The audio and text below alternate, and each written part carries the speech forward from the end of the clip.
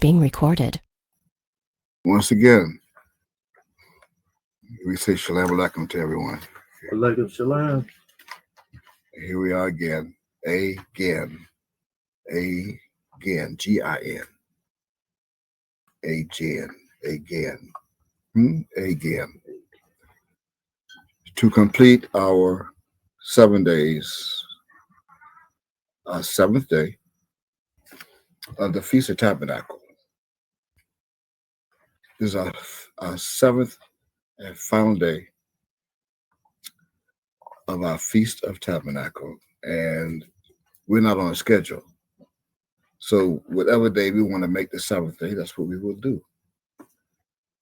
And of course, this is a continuation from our subject that featured Gilligan's Island, and 7 castaways of that 1964 to 1967 television series that was aired back in those days.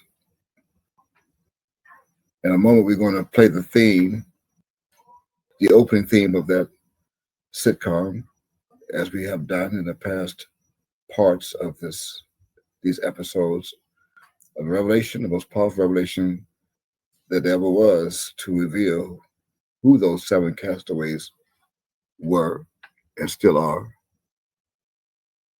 as comparing to the spirits of the Christ.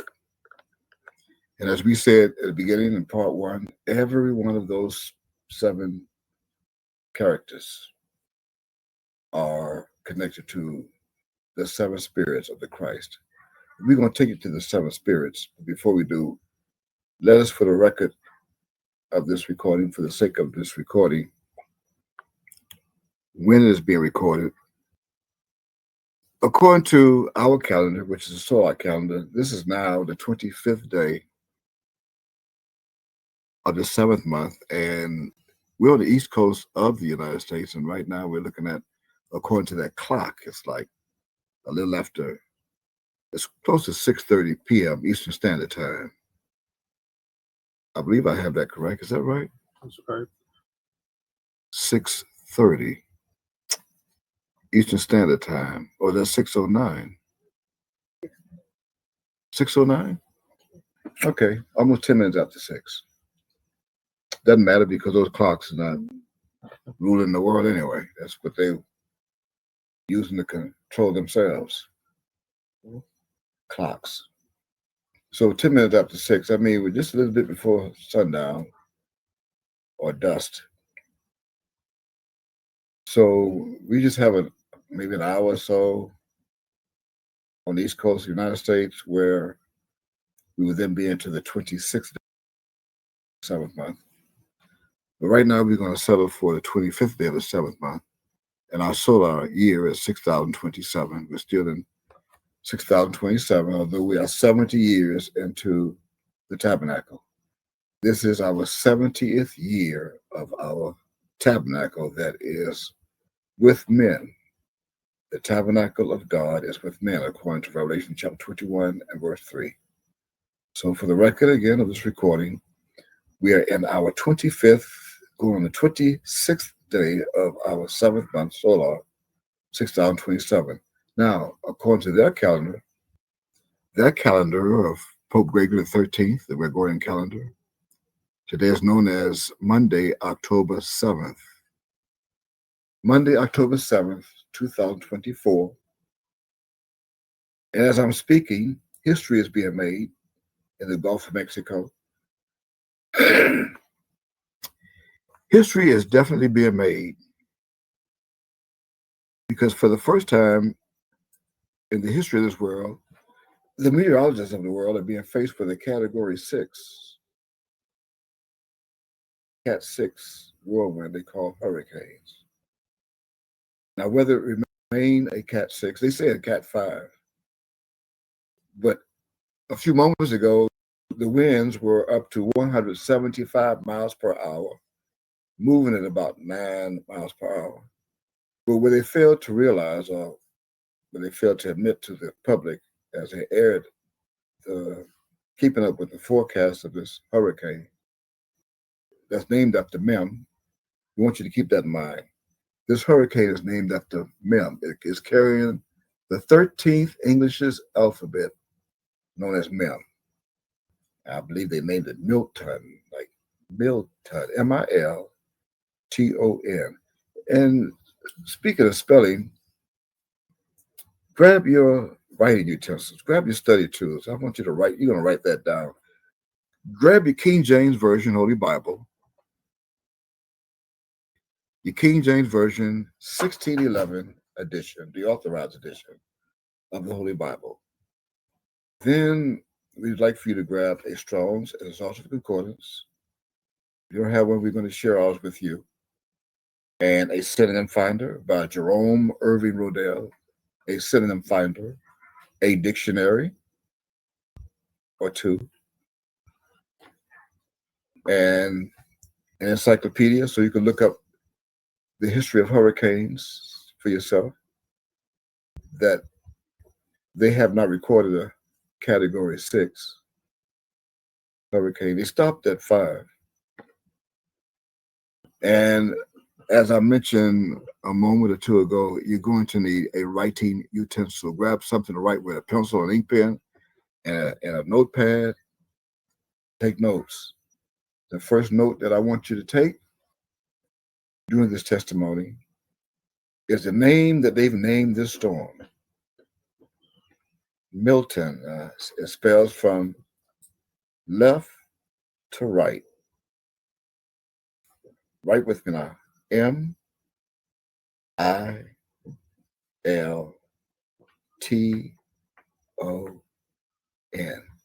Milton. Milton. Named as being empowered with the 13th English alphabet, as well as the 13th Hebrew character or symbol known as Mem. Mem. And that brings me to the point now where I am introducing myself as your host of this Testimonies Revelation. And Ma'ab, which is father in Hebrew, my father, he called me, he made mention of my name from the bowels of my mother. He made mention of my name as he did during this era of prophecy and called me Micah. That's M-I-C-A-H, Micah. Also begins with Mem. The 13th Hebrew alphabet, Mem, Micah. And that mentioning that I just uttered just now, mentioning my name, made mention of my name, you'll find that in Isaiah chapter 49. So you wrote Milton. Now you're going to write Isaiah chapter 49. We're going to show you how it's going to connect with Milton in a moment. It's also going to connect with Mem. Now, Milton is an figurative of million. See, Milton and million go together. See, million could be the female variant of Milton. Million. You got Milton and million. Some may say Miriam, but it's not Miriam. It's a variant of Maria or Mary or Milcah. But million is a variant in the female form of Milton. So now write down million on your notes. M-I-L-L-I-O-N. And again, that's from left to right, from left to right. M-I-L-L-I-O-N. Million. Million. And what does Milton and million have in common? It being one is the male, Milton, and one is the female, million. So what do they have in common right now as he's brewing up and stirring up the Gulf of Mexico, headed toward the east, toward the state that's called Florida. And speaking of Florida, that's where I'm sitting right now. I am sitting in the southern state of the United States, the most southern state that's called Florida in the southeast. and in the most southern, the biggest southern city in Florida, known as Miami. And we're not going to go to it, but if you, by the time you see this recording, if you go back now a week or so, or whenever we download this to YouTube, and you go back to October 7th, and you look on YouTube, you'll find out and see the cone that they are projecting and predicting where Milton is going to come ashore on the west coast of Florida. And the cone is pushes up northward a few miles or so away from Miami. And that's just a regular trend. That's a regular trend of hurricanes that they call hurricanes that has been predicted to come across South Florida since I returned from the Bahamas in 2007. In other words, what I'm telling you is that there had not been one eye of a storm, also known to them as being called hurricanes, since Wilma of 2006 that came across Broward County and North Miami-Dade County line. Wilma. Now, if you do your homework or use your encyclopedias like I told you to get a moment ago, look up storms of Atlantic-based hurricanes and even Gulf of Mexico-based hurricanes, and you will discover that all of the hurricanes that were predicted and forecast to come across Miami, South Florida, Miami, have all turned away and went around Miami, or went up and over, or down and out. They have all been detoured away from Miami. I wonder why. Keeping in mind now, you cannot count Irma of 2017. You cannot count Irma. Irma, of course, was also recorded to be a Cat 5 before it hit the Keys. But the feeder band of Irma is all we got here in Miami-Dade County of Florida. We only receive a feeder band or two, a few from Irma. That's all we got. It being that Key West is only 200 and some miles away from Miami. That's how wide that storm was. Irma. They named it Irma. We didn't name it Irma. But that's how wide that storm was. And we got feeder bands that took up a few trees, caused a little bit of damage to some houses here in Miami. But as I said, and I repeat, we hadn't gotten one hurricane across Miami. In fact, that was one that was so close, I believe they called it Matthew one year.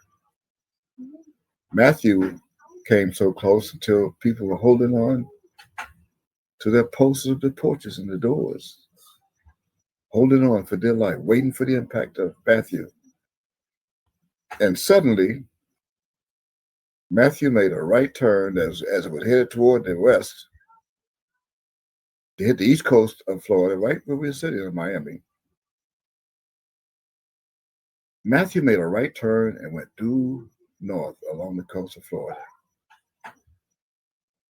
And we're still waiting on Matthew to hit today. This is 2024. That's 7 years later. And this is the same city, by the way, where my op came to in 1979, Miami. You can look it up in your encyclopedias or go to your Google and look up on Wikipedia. Just type in Yahweh Ben Yahweh. That's what they call him in English. That's not his name, but that's what he's known as. He's known as and by Yahweh Ben Yahweh in English. And although I just said that's not his name, all of those who still call him that, I posted on social media's Facebook the other day, like maybe 2 days ago or so, 1 or 3. And my post, it read something like, for all of you who know who I am and you follow me, and you know I'm doing the will of my Ab, get out of Central Florida before Wednesday, which would be October 9th on that calendar. Get out. Get out of South Florida, of Central Florida. Get out of Central Florida and northward. before Wednesday, October 9th, 2024. However, all those who still believe and follow Yahweh ben Yahweh, you stay put. All of those who are doing their own thing, creating their own Feast of Tabernacles, all of you who have your own camps and you're doing what you think is right in your own eyes, and you still believe there's no king in Israel today. Again, that's found in Judges chapter 17, verse 6, as well as Judges chapter 21 and verse 25, the same verse. All of you who believe that God is gone, you do what you want to do, and you're going to deliver yourselves, you are going to deliver yourself back home to Jerusalem or Judea or the Middle East. For all of you who think that he poured his spirit out upon you to do that, then, well, it being out that this is recorded, by the time this hit YouTube, they may not even be around. Again, this is October 7th, 2024. I'm recording this, and it's going to be well over a week or so before we're able to download this to you. But I guarantee you, a lot of those people who are on the West Coast and in Central Florida will not be around today, after the day. I'm saying today because by the time you see it should be like we may be in the middle of October, toward the end of October, because this is the last part of 7 parts. We're still downloading, editing part 2. In fact, this may not be until November before we're done with this. I'm just giving you a heads up because I am one of 2 that's responsible for those hurricanes turning away from Miami. You can find that in Nahum chapter 1, begin at verse 2. So go, just on your own, just read Nahum chapter 1. That's the book after Micah, Nahum, and read beginning at verse 2 until verse 12 is good enough. And you'll see who has their way in the whirlwind and the storms, who's making these storms go around and away from Miami, as the meteorologist has predicted them to do so. See, they're not in charge. And all they're doing is guessing anyway, and they're predicting and giving you news reports, weather reports off the instruments that we left for them to make computers. That's the only thing they have to govern themselves by, as entertaining you with their weather reports, computers, spaghetti models, and the European model, whatever models that they're coming up with, the American model. But they can't predict to you where it's going to snow or where it's going to go. They cannot do it. They're only using computers and they're guessing. And you'll even hear some of them say, we really don't know. But if it does, then here's what you should know. We really don't know because you don't know. You're guessing. You're using computers.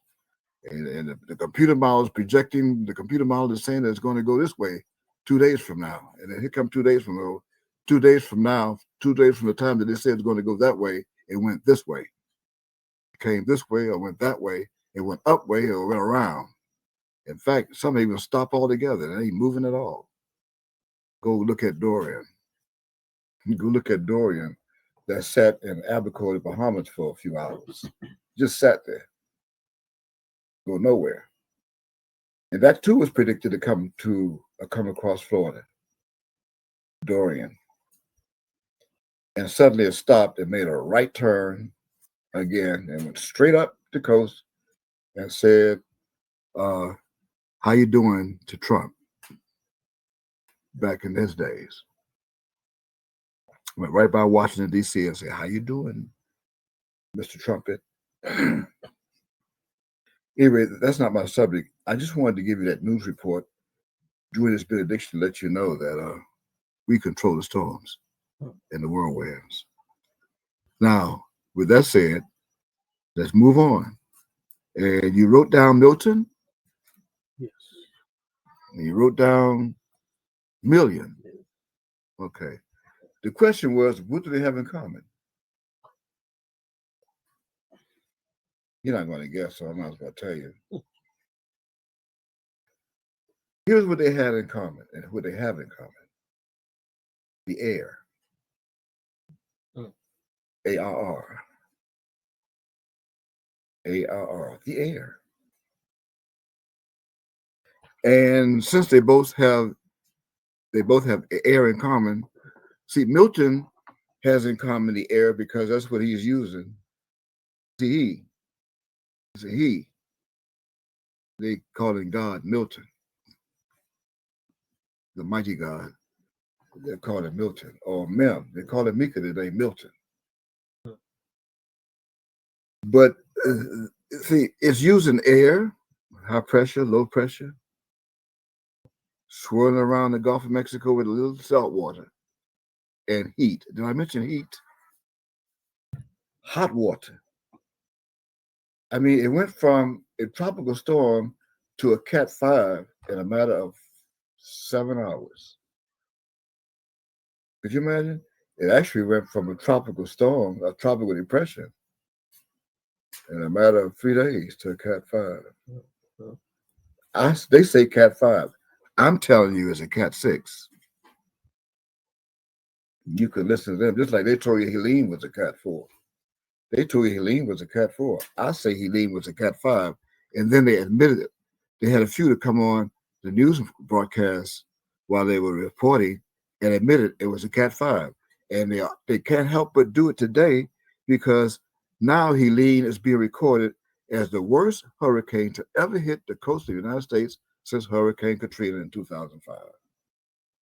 And I guarantee you, no matter what date this is being aired, as we download to YouTube and to Facebook, they still have bodies that are missing and people are missing that they cannot find yet from Helene. They still cannot find them. They're missing. So with that said, remember I told you that. So now we go back to the air. Milton, the air. Whirlwind. Swirl around the air. You should see the eye. We saw the eye a few moments ago. And it's, a small little eye, like it's very tight. A few miles in diameter. Small eye, but it's tight. That's a terrible storm. Headed towards Florida. So how is million associated with the air? Well, you have million, put dash next to million, next to the end, a million, put dash and put ARR. Now what do you have? Millionaire. You have millionaire. And that's our subject for today. That's the last of the two castaways. Mr. and Mrs. Millionaire. A millionaire and his wife. So with that said, remember, let's get the days together. 25th day, 26th day now of the 7th month of our year 6027. Also known as October 7th, 2024. And 34 years since they gave the keys of this city to Ma'ab.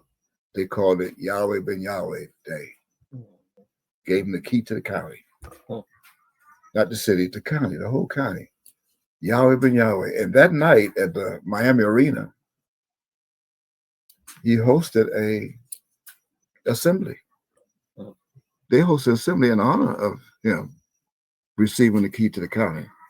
October 7th, 1990. Look at that, 34 years ago on this date. And it's in on Google, it's in the archives. You can look it up, see for yourself. I was there, by the way. I was there that night.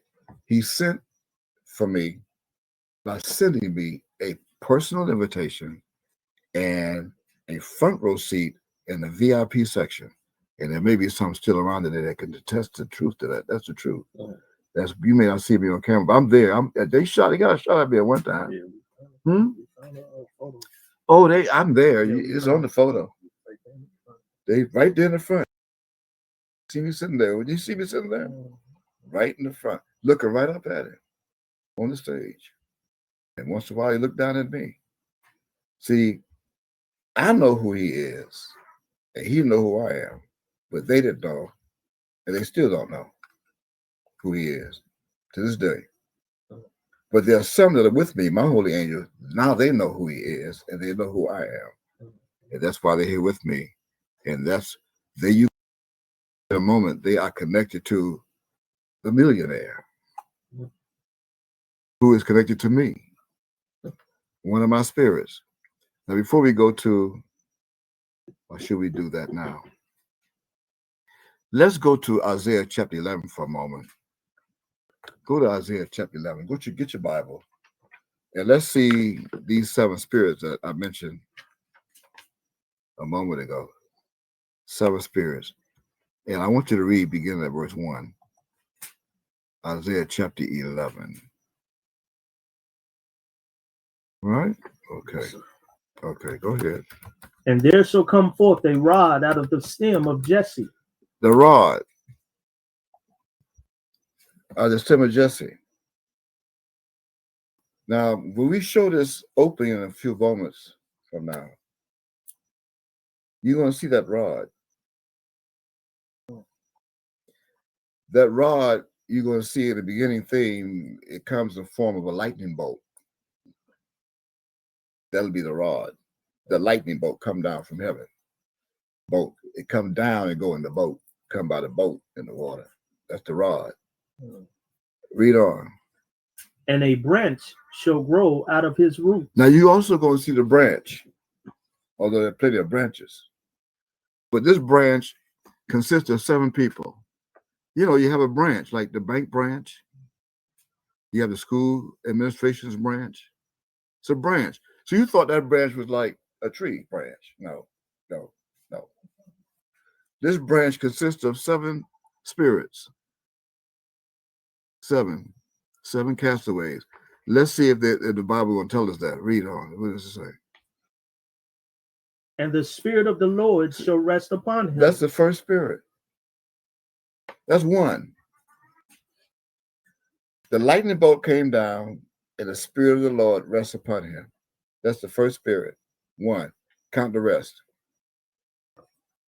And that would be the star. That's the first spirit. That's the star. And who's the star? Remember who's the star? Anna. Mary. Mariana, right. Mary, the star. Because the star was in the east when he was born. Okay. Mary. That's the star. That's the spirit. 1.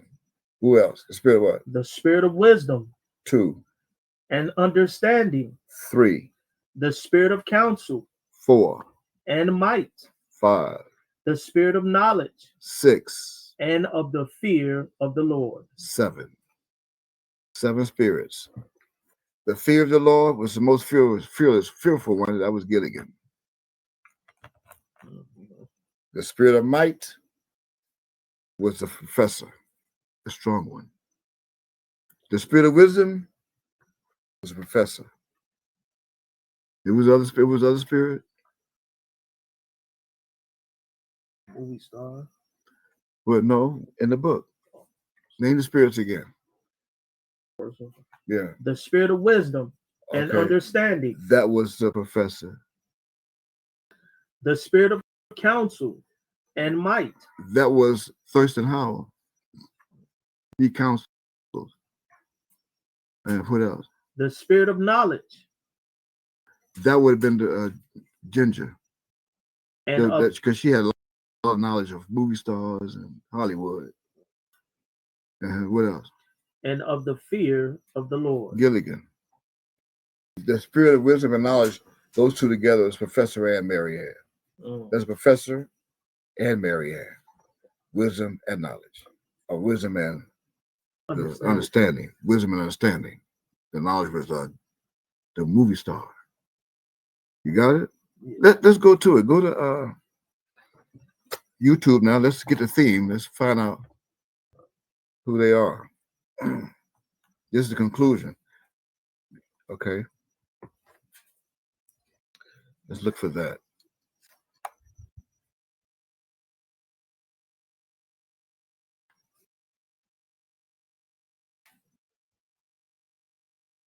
Could take us right to the beginning. Nice and loud voice. Just sit right back and you'll hear a tale of a fateful trip that started from this tropic port. poured aboard this tiny ship. The mate was a mighty sailing man, the skipper brave and sure.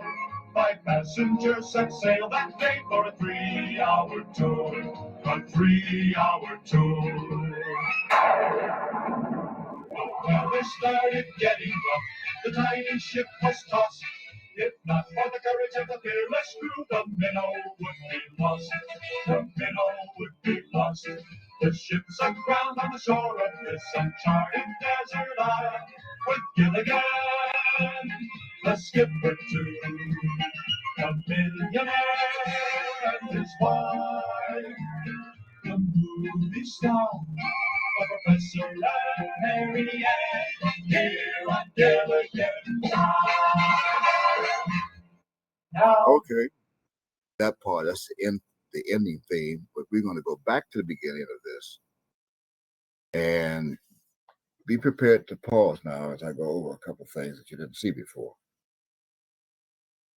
Okay, so go back to the beginning because we're going to get our subject. These are our last 2 subjects. This is going to be the 6th and 7th spirit. Okay. just sit right back and you'll hear a tale of a fateful trip Okay. that started from. Now, first of all, this is a tale. I mean, it's not true. They don't want you to think it's true.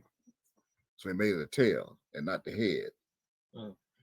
This tale is also known as a historical moment that a particular tribe of people went into captivity on a ship or a few ships. They called it good ships Jesus. The good ship Jesus. They were on a ship. They went from their own land to an uncharted land that was known as 13 colonies of the United States today. Jamestown, Virginia, Plymouth Rock. Uncharted. Why? Because it was inhabited by Indians. They also went to another uncharted island at one time that was called Bermuda. And then there was a few that left Bermuda and landed on what they call a Devil's Rock in the Bahamas, known today as Eleuthera. Eleuthera, the Devil's Backbone Rock. Eleuthera crashed on it. William Sales crashed on that rock. Had a few people with him, including some slaves. And that is where this most uninhabited charter island came up Eleuthera. Eleuthera, and Eleuthera, by the way, means freedom, the island of freedom. So this uncharted island today is known as the Bahamas. After it was known by the United States as the 13 colonies. That means someone came out of Eleuthera and he was with these people. His soul was with these people that crashed in that rock. You can look it up. I told you to get your encyclopedias. You can look it up. If you're going to look it up, look up Eleuthera and the history of Eleuthera and how there was a William Sales who was the one that discovered it. Actually, his slave navigator discovered it, fell asleep. But he also became the first governor of South Carolina. You can look it up, William Sales. In the meantime, this is uncharted island. And did you see in the beginning, did you get there yet where it says SS Minnow? Okay, let it play. When you get the SS on the life the life buoy on the ship, stop there because you're going to see what the SS means. Go ahead. This topic poured aboard this tiny ship. The mate was a mighty sailing man, the skipper brave and sure. Did you see it right there? SS? You got to go back. Okay, stop. Go back, and then when you get to it, you got to go right. Okay, right there. See the SS? That's the 7 spirits of minnows. Yeah, the SS, 7 spirits of the minnows. What's the minnows? The men. Oh, the minnows. You look up minnow. You ever look up minnow? You got to go to it. That's why I told you to get your dictionary. I never gave you that before. This is the end of it. This is the last day. See, So I got to break it down for you. Minnow, right? What's the minnow?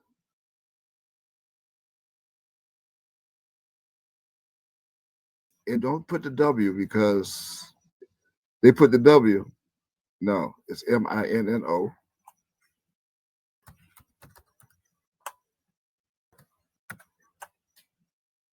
Minnow. M-I-N-N-O. If you look up minnow,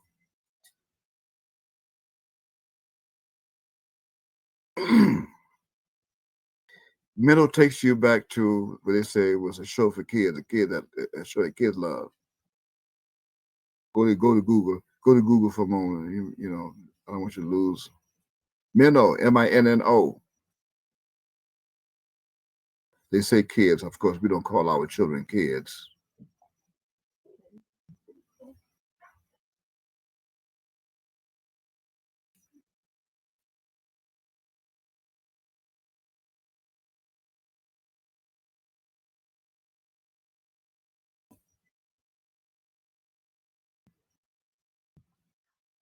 This is what they want you to think. Minnow. M-I-N-N-O. You find it?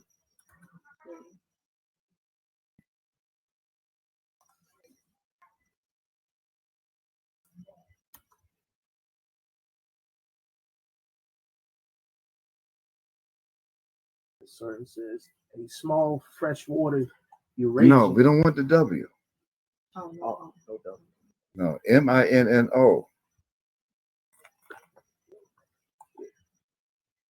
M-I-N-N-O. The name minnow is derived from the Greek word meno, M-E-N-O, which means What it means? to abide. Right, to abide. So they are abiding on an island, uncharted, also abiding today in the United States called America, North America, Judah. And not only that, so is the Christ. He's abiding right now in the United States of America on an uncharted island. So you have M-I-N-N-O. It took you right to abide, didn't it? That's what I found. So you got the right one. To abide by the Greeks, right? Yes, sir. Derived from the Greek word meno, M-E-N-O, which means to abide, and is referenced to John 15, the New Testament. That's right. So now you got to go to John chapter 15. Go to your Bible. Oh, this should be a mind blower already. Oh, really? John chapter 15.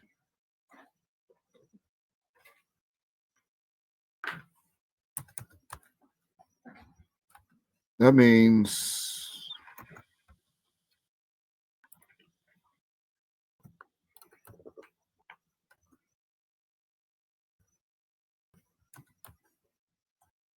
you got John 15? Yes, sir. Okay. So how is that connected? We got to get the right verse. Looks like verse 4. Read verse 4. Abide in me. That's exactly right. Abide in me, and I in you, as the branch. I read that earlier earlier today, didn't I? Yes. In fact, let me read it. I'm going to start at verse 1. I am the true vine, and my Father is the husbandman. See? I'm not going to leave my Father out. Start from verse 1.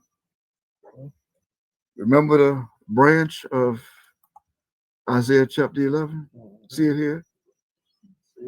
Every branch in me that beareth not fruit, he taketh away. These branches are people. And every branch that beareth fruit, he purgeth it, that it may bring forth more fruit. Now ye, remember ye, that you might have to make a note of that. Y-E, ye, it's the Y-E. Now ye are clean through the word which I have spoken unto you. So, in verse 4, abide in me from Meno,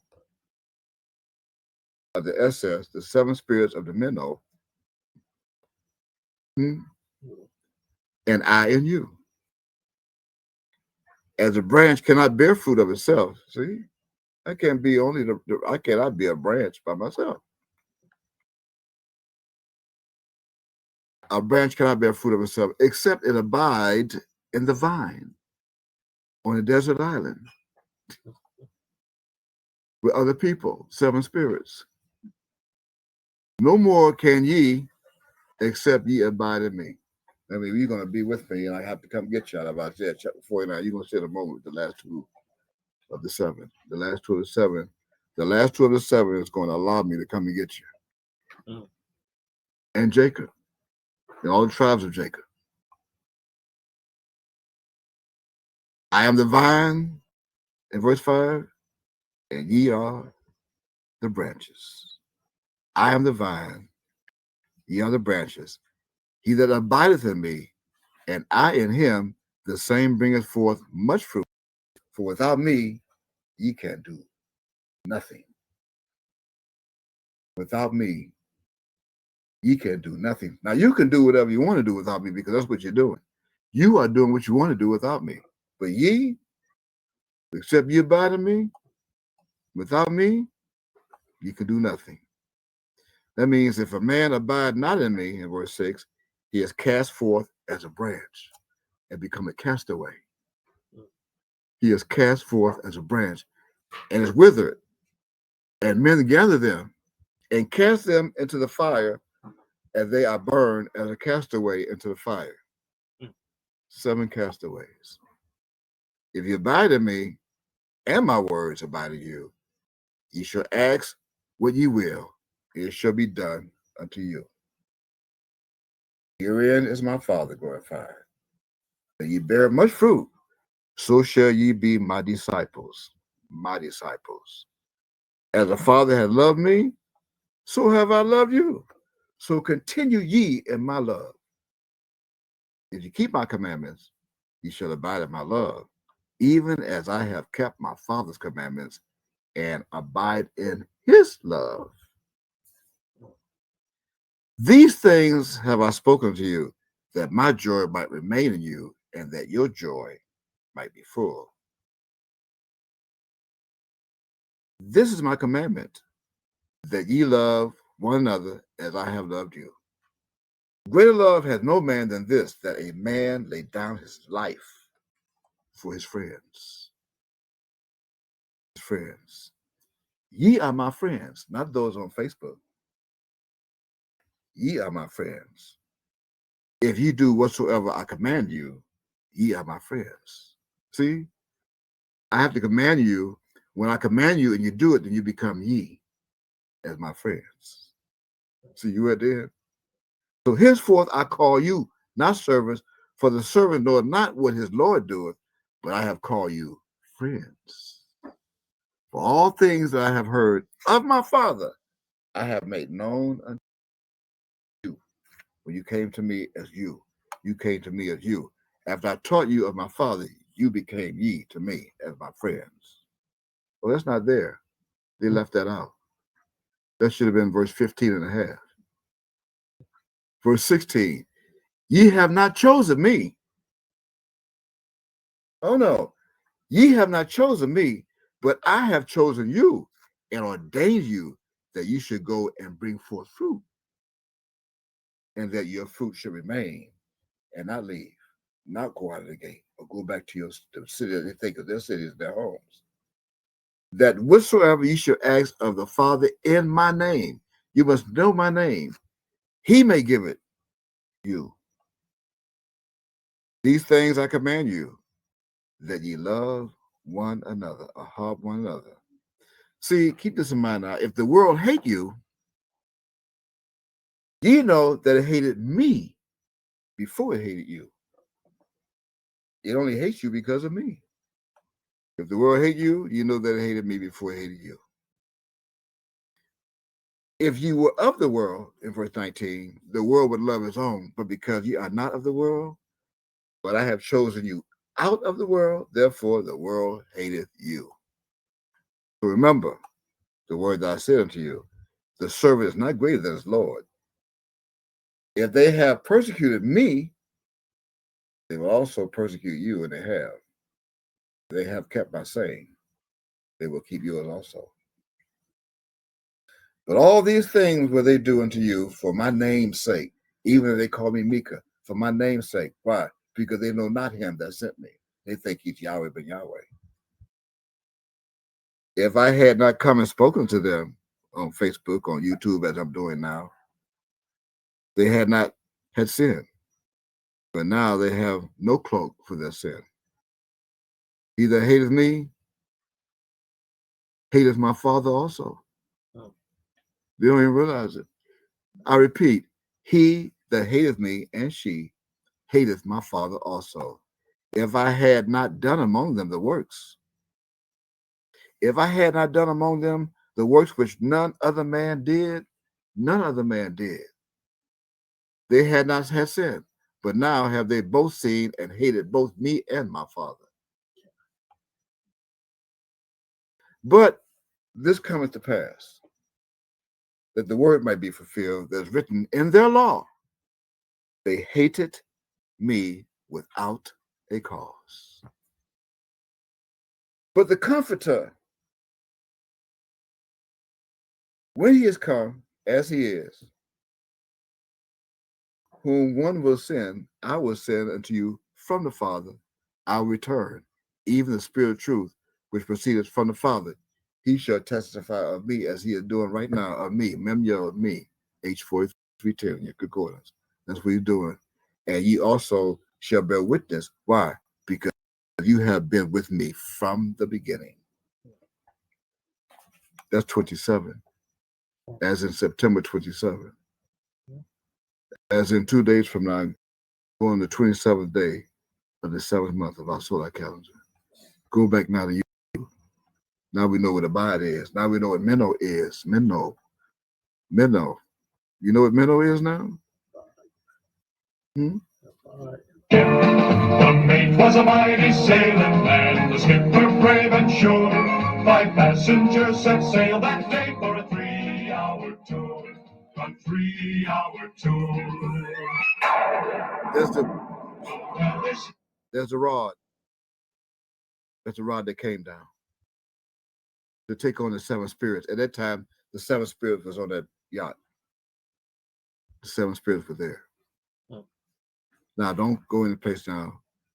Go back down to Revelation. The 7 spirits.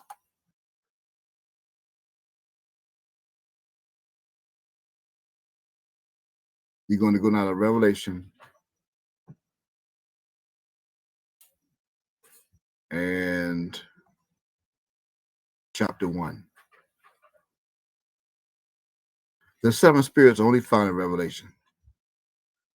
They were introduced to you in Isaiah chapter 11, but they're found only in Revelation.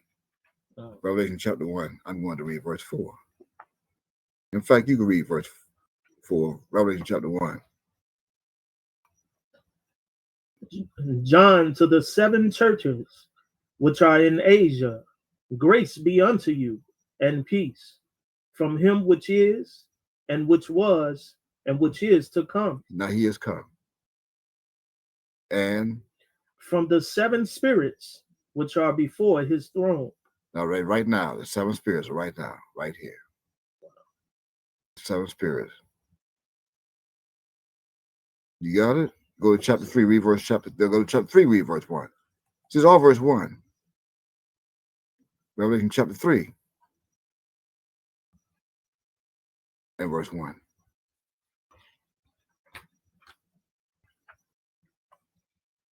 And unto the angel of the church in Sardis write, these things said he that hath the 7 spirits of God. I had to show you that in Isaiah so you could know. Isaiah chapter 11.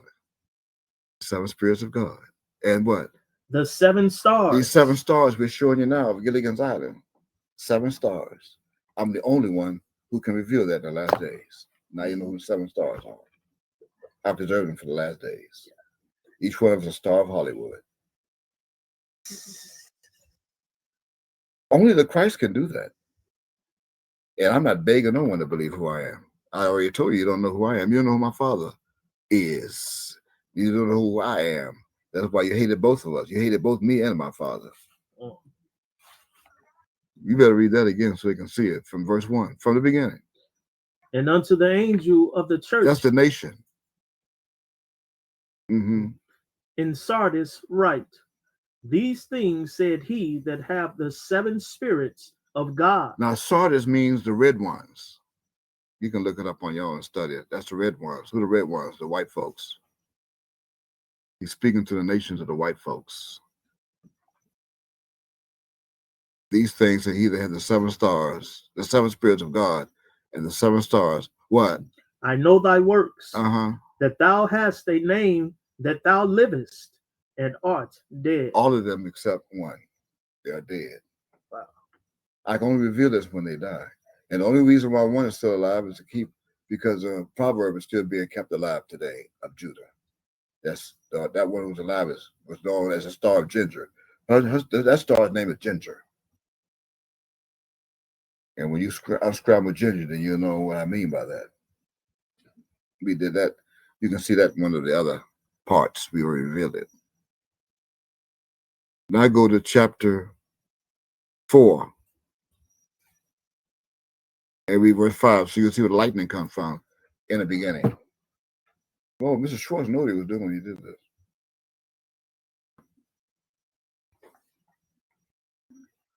Revelation chapter 4, verse 5. And out of the throne proceeded lightnings. The lightning bolt in the beginning. And the thundering, because you can't have the light without the sound. And voices, even those who are singing the theme song. And what? And there were 7 lamps of fire burning before the throne. Each hut that they had on the island had a lamp burning inside of it. That's the 7 lamps. Each one of it actually had 6 huts, because the featured stars today of the married couple, they had their own hut. They shared a hut. So you have 6 huts. But each one, even inside, they had their own burning fire. The one went out. If the wife stayed in, she took her torch out. Husband stayed in.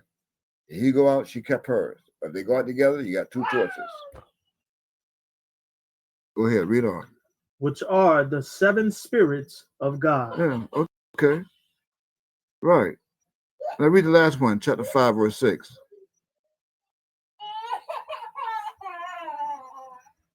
Go ahead. Some wanted to come back. They too sad to see them go. Could you imagine? They wanted to come back. Some are so sad. They're still crying for them. I beheld, and lo, Mm-hmm. in the midst of the throne and of the 4 beasts, and in the midst of the elders stood a lamb, as it had been slain. One lamb having what? 7 horns and 7 eyes, Mm-hmm. which are the 7 spirits of God sent forth into all the earth. Now the 7 eyes are looking at these 7 spirits today, and I guarantee you there's 7 around me that can see it perfectly. Go back now to the theme. In fact, before you go back to the theme, hold it. Since you're on the internet, the SS Minnow, we did Minnow. Yes. Okay, go to your search box and your concordance, because we're going to do something now.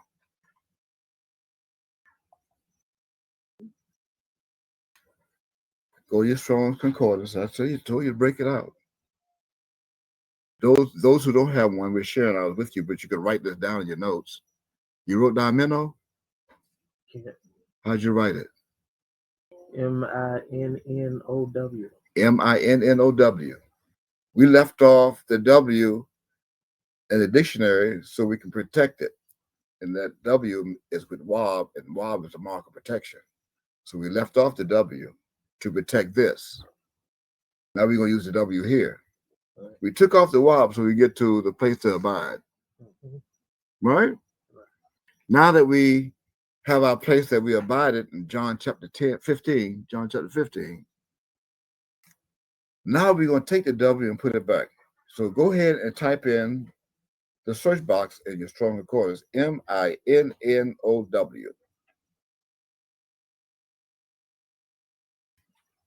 Because it's in the word. It's in the Bible.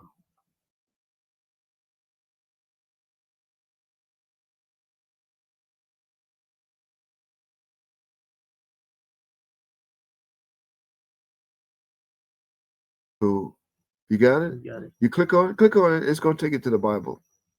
I guarantee you. What chapter and verse did you find it? Occurs a 0 time. No. You must have did something wrong. Minnow is in the Bible. No, it's in the Bible. You typed it in right? MINNOW. Because remember Rudy? It's red. What was red? The Sardis. Well, it's got to be, if Sardis is in the Bible with the 7 spirits, Rudy got to be in the Bible. That means Minnow got to be in the Bible because he sent me to you. He sent me to the Rudy people.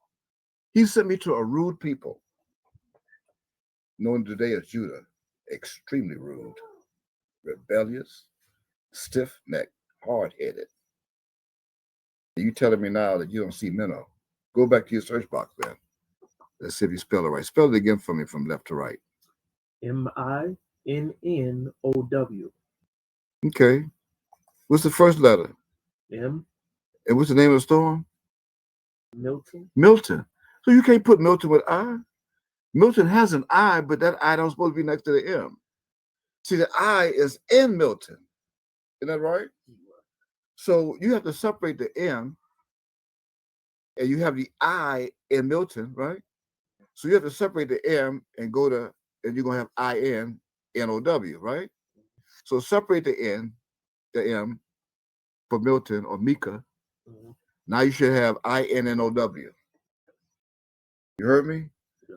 I said, now you should have INNOW. Now click it and see where it takes you.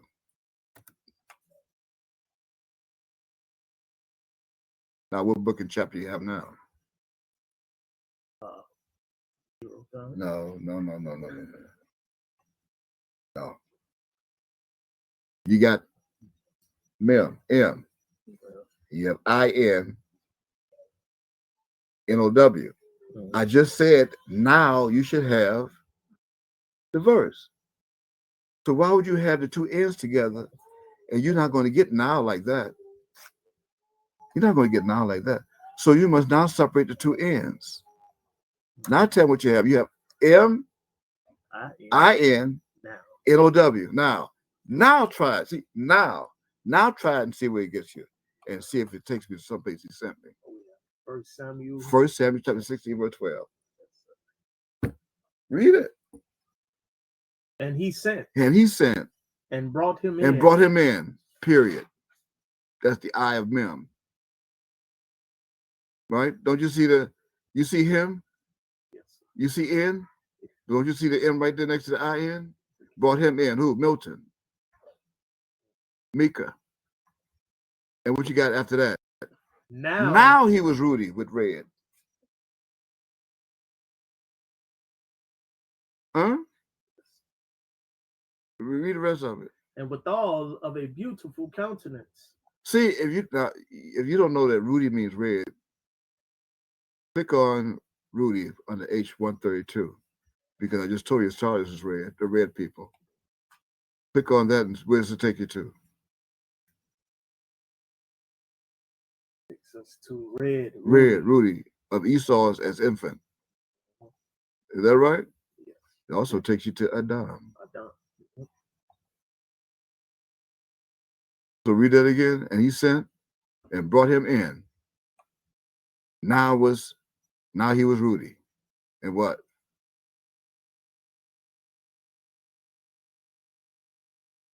And withal of a beautiful. And withal of a beautiful countenance. And what? goodly to look to. And goodly to look to, period. And what happened? And the Lord said, The Lord said, you mean the Lord's talking now? What do you say? Arise, Arise. anoint him, Anoint him. for this is he. This is he, the Son. Anoint him. Now go back to the theme once again. We got all that. We got all that from Minnow. The SS Minnow.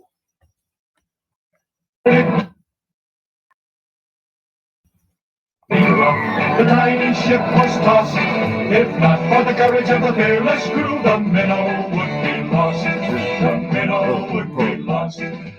See, if it wasn't for the courage of the fearless crew, the minnow would be lost. But now the minnow's not lost because I brought it back to life. It's not lost. We found it. All right? Okay. Let it play on. Ships aground on the shore of this uncharted desert isle, with Gilligan, the skipper too, a millionaire. Go ahead. Yep. Go back a little bit. We want to get them two together. Okay, stop. Okay. Now, go back because we want to get them two, and then we're going to stop right there. The millionaire and his wife. Those are the last two spirits. We did 5 and 2 and 7. These are the last two. Play that again.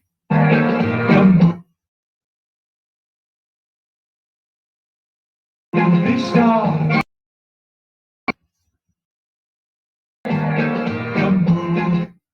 We got to go back to the beginning a little bit more. A millionaire and his wife. Okay, stop. Right there. That's where we are now. So what you can do now, we're going to start with the millionaire first because she married the millionaire. Okay, you ready? All right, now go back now to your internet. And what was he? A millionaire, right? Okay, what is the abbreviation of millionaire?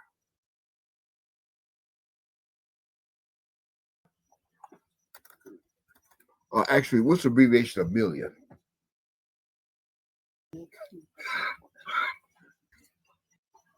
Is what?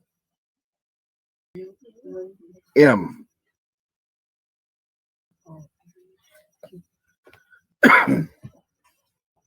M.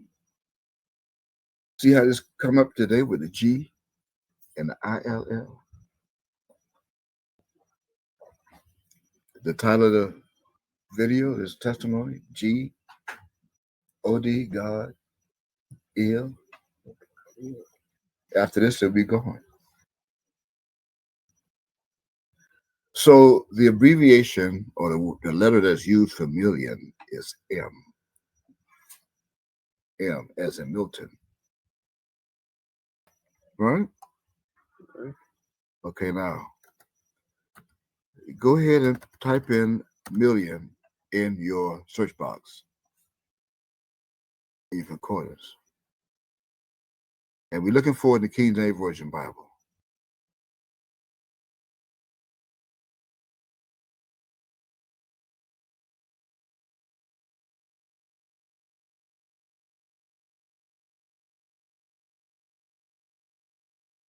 You find it? Scroll down. Million. Pulling it up now. Okay.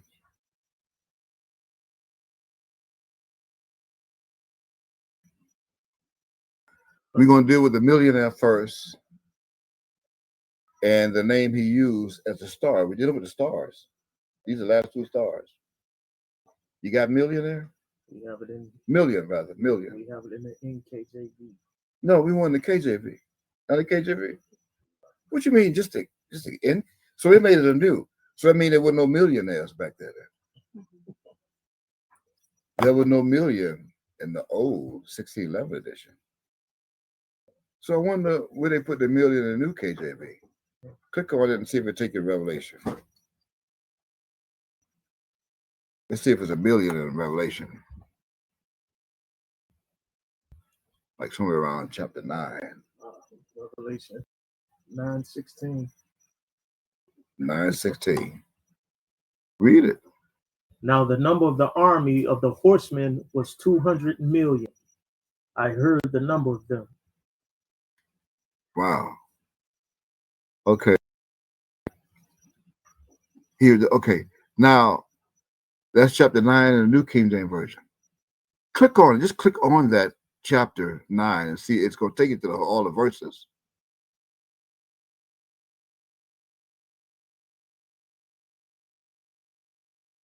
You got it? Yes, sir.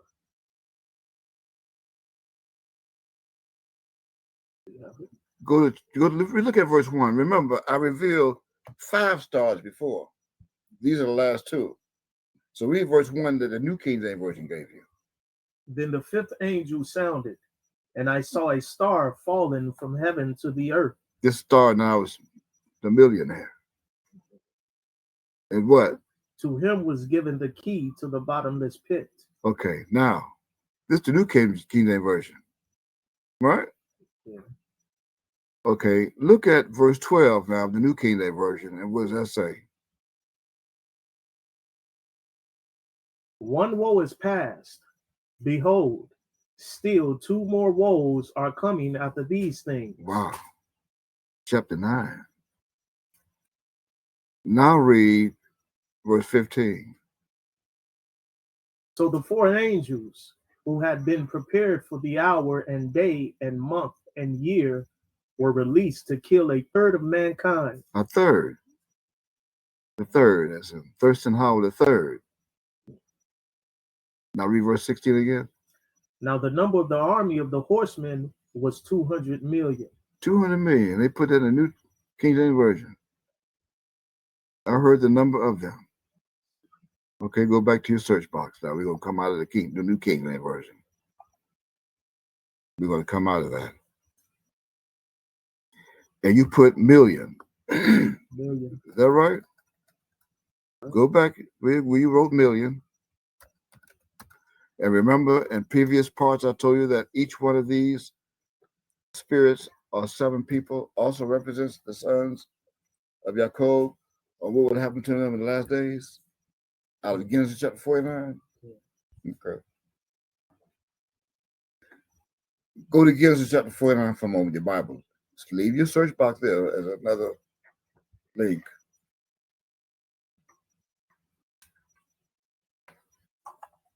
And go to Genesis chapter 49.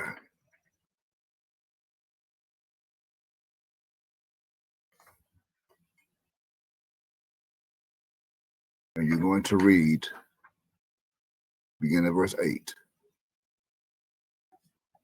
Actually, what you want to do is introduce to those who may not know the foundation of this and how we got to verse 8. Read verses 1 and 2. And Jacob called unto his sons and said, gather yourselves together. So Jacob called unto his sons, said, gather yourselves together. That what? That I may tell you that which shall befall you in the last days. When's the last days? Right now. No. Read on, next verse. Gather yourselves together and hear, ye sons of Jacob, and hearken unto Israel your father. So he's telling all 12 of his sons something that's going to befall them in the last days, in so much until they wouldn't even be here. I mean, only their names will be used, and the meaning of their names will be used to befall them in the last days. So we know what happened to Reuben, Simeon, and Levi in that order, Lavi. That's the first 3 sons.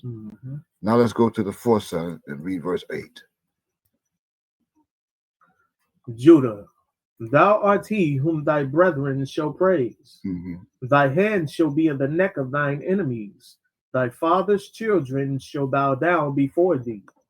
Read the next verse. Judah is a lion's whelp. Judah is a what? Lion's whelp. Okay. From the prey, my son, thou art gone up. He stooped down, he couched as a lion, and as an old lion, who shall rouse him up? You don't have to read the next verse. We know what Shiloh is here. Our subject right now is the lion. that lion is connected to the millionaire. Did you know that? Well, okay. Now go back to your search box.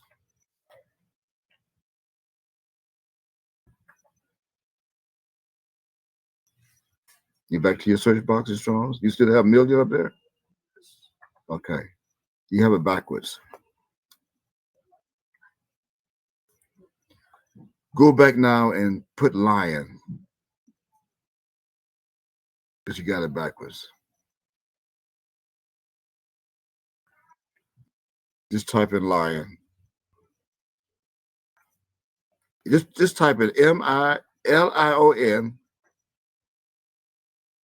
And after the N, put M-I-L.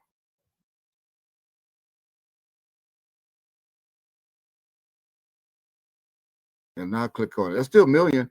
You didn't add any characters, did you? It's still the M-I-L-L-I-O-N. You just have L-I-O-N first. You put the M-I-L there as a suffix. And what you got? Occurs 0 times. No, why? It's not true. You got L-I-O-N? Well, you can't put Milton. Just remember, Milton is in there. See Milton? See the abbreviation of Milton? Do you? Okay, separate the N and the M and see if you have the prefix of Milton. See it? Is Milton spelled M-I-L-T-O-N? Okay. Well, click on that and see if it takes you any place.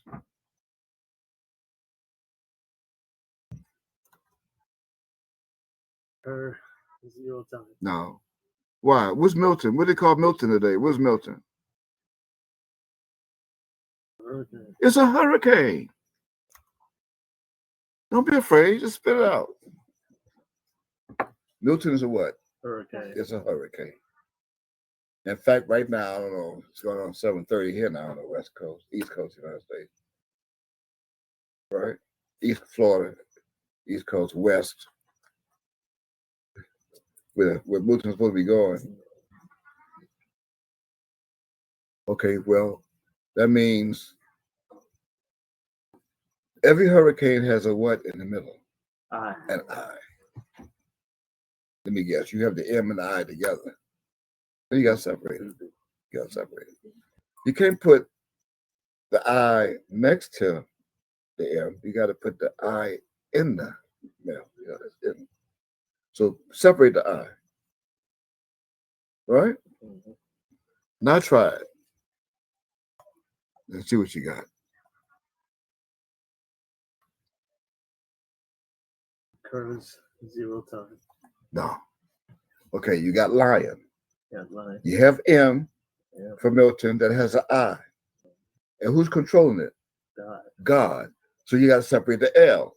L is a homophone for Elohim, like for El or Elohim, because God has the I and M, right? To bring about the lion of Judah in Genesis chapter 49 and verse 8 and 9, or verse 9, right? Because this is a, right? Not complete. Okay. So separate the M, the I, and the L, and now click on it. And let's see now if there's a slothful man someplace. Like those who say there is no lion. There is. Huh? Proverbs 22:13. And what so is there? I told you million is there. Okay. How many Hebrew alphabets are there without the finals? 22. 22. And what's the number value of Mem? 13. But what order is it? 13. The number value is 40. 40. But Mem is number what from Aleph? 13. 13. So we have 22, 13. Okay. So read that. The slothful man said, there is a lion without. Without what? The rest of his people. There's a slothful man who is saying the lion is without his people somewhere in the United States. His people is Judah. And because he's without his people, what's going to happen to this man? I shall be slain in the streets. Right. And that's what's going to happen. Because they don't want to come to the lion that was said to happen from Genesis chapter 49 and verse 9. Go back now. Let's see why they should come to the lion.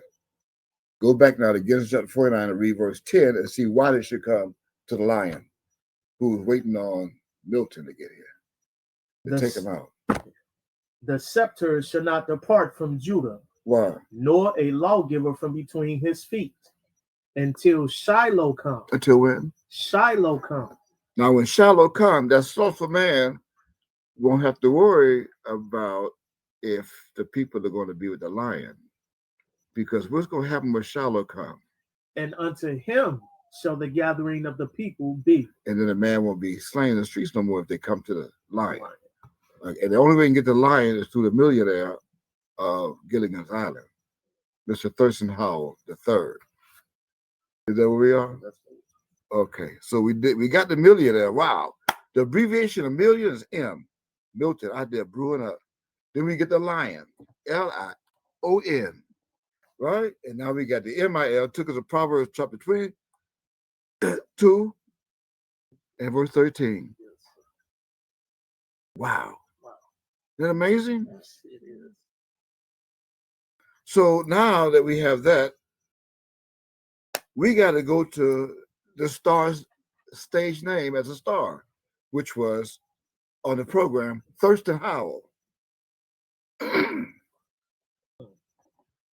Thurston Howell. So now you got to write down the name of his character. Thurston, Thurston.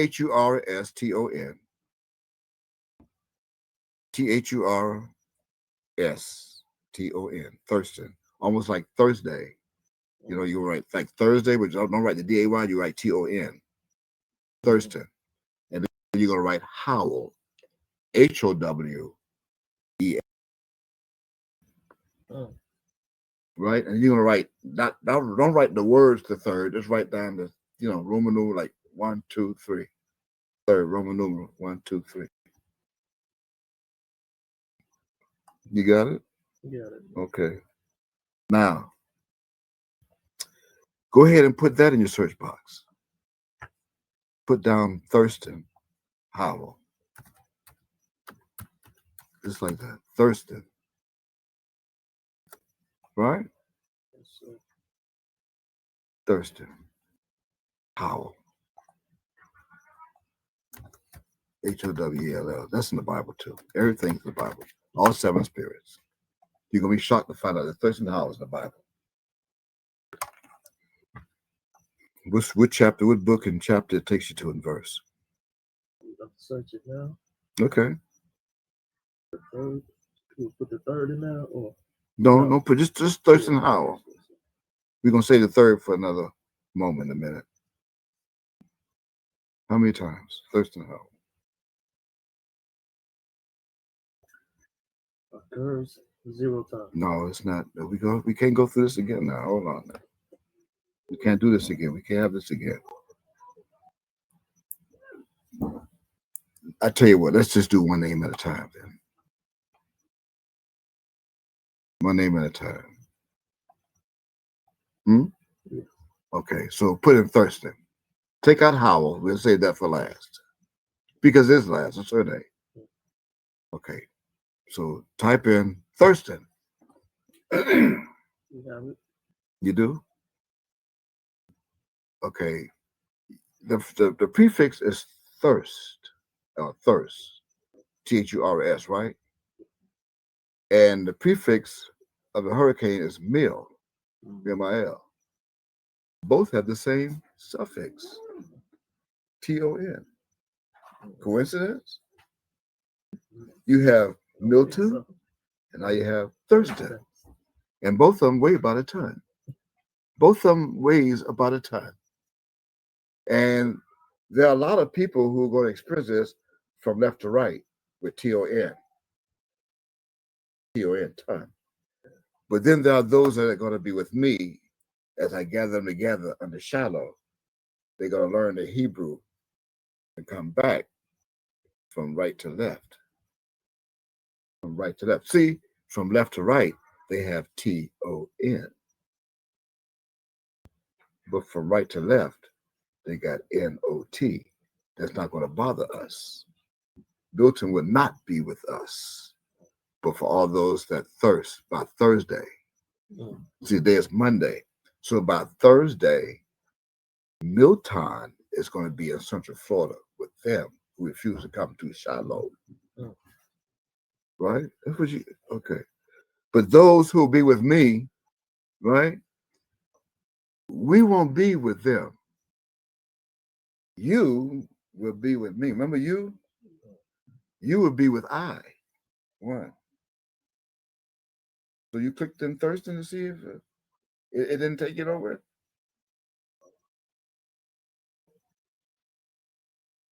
Just Thurston. Occurs 0 times. Zip, no. Let's go back. Go back to the drawing board.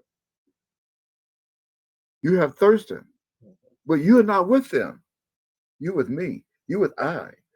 So you have to replace the you with the I. Mhm. You have it? Yeah. You replace the you with the I. Right? Right. Okay. Now you have thirst time. Right? Okay. So click, you have thirst and TON. Now click that and you're going to find it. Occurs 0 times. What? Wait. Hold on. You have thirst. Wait a minute. Didn't we just say that they're going to be going from left to right with TON? Mm-hmm. But those who be with me will not. It'd be NOT. NOT. So you would thirst not. So try that. Take out the TON and put it back, but put NOT. It's still thirsting. We're just going back to Hebrew. Type that in. And see if it takes you to John.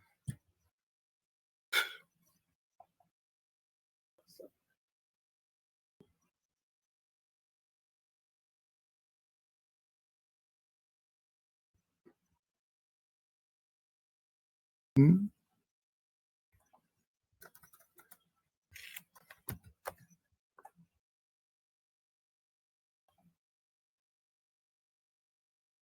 You get it? Occurs 0 times. You put, okay, you have THIRST space NOT. No, you got to put, it's not. It's thirst not, because this woman, I don't want her to thirst. So you got to put NOT.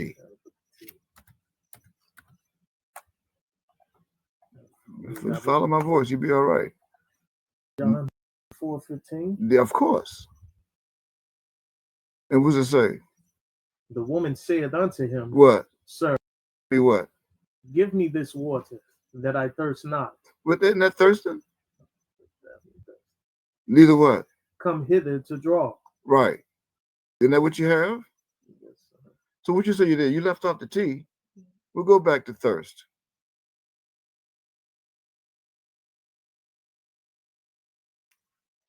How'd you put it? THIRS. Okay, well put the T. You left off the T. You put it back. Now what you have? Thirst. THIRST. And what else? Space NOT. No, you can't have two T's. There's not two Thurston. You can't have two you can't have they can't have it like that. No, because we got to do with this, huh? Because that's going from left to right. So what you got to do is you got to put thirst and you got to take off the next T and you got to just put ON. Let's see if we can get back to John.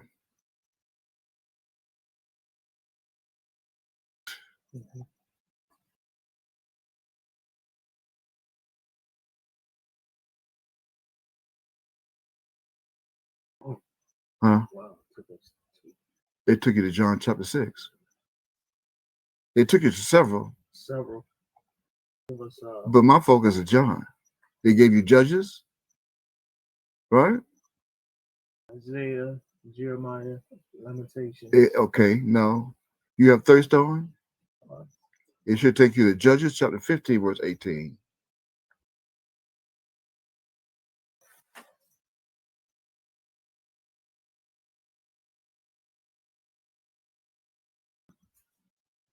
Just type in thirst, We have Judges, space on. we have Judges 15, All 18. right, I don't want verse Judges. I 1. want, remember Isaiah chapter 49? One of the other episodes, parts I read from verse 1, where Ab came, put me in the womb in the first one, Mhm. and then called me from the womb, from the bowels of my mother. Remember Isaiah chapter 49? Don't you have Isaiah 49 there? 49:10. Okay, well, why change it? Go back, go now, click on Isaiah chapter 49. I am going to read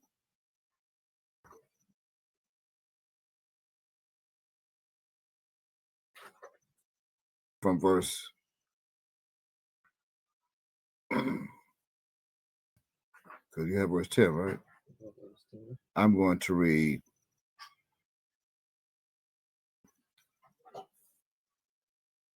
from verse 6.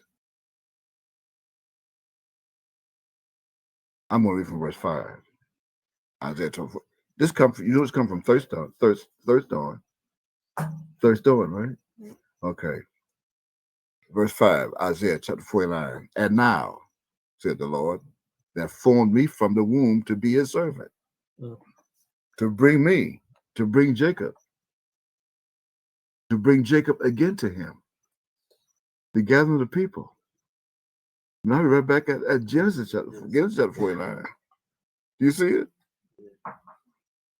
Though Israel be not gathered, yet shall I be glorious in his eyes, in the eyes of the Lord, and my God shall be my strength.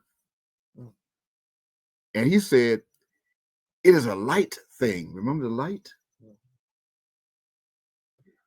It is a light thing that thou shouldst be my servant to raise up the tribes of Jacob and to restore the preserved of Israel. From Genesis chapter 49. I will also give thee for a light to the Gentiles, that thou mayest be my salvation unto the end of the earth. Now, as I pause here in verse 6 for a moment, stop here and go back to YouTube. See the light? That'd be a light thing.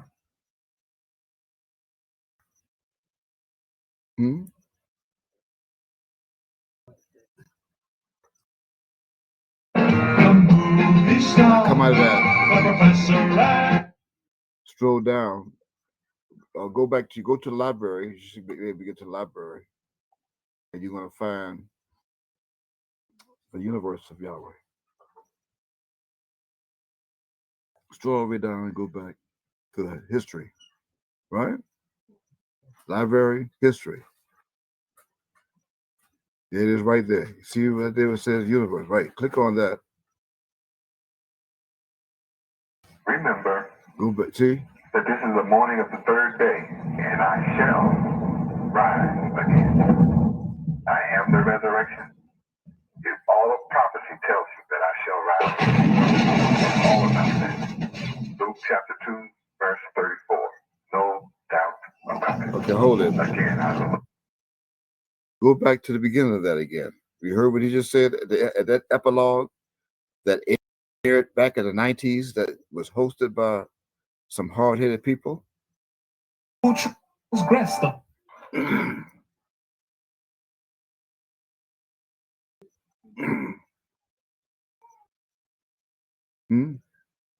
go too far. You don't have to go too far. Epilogue.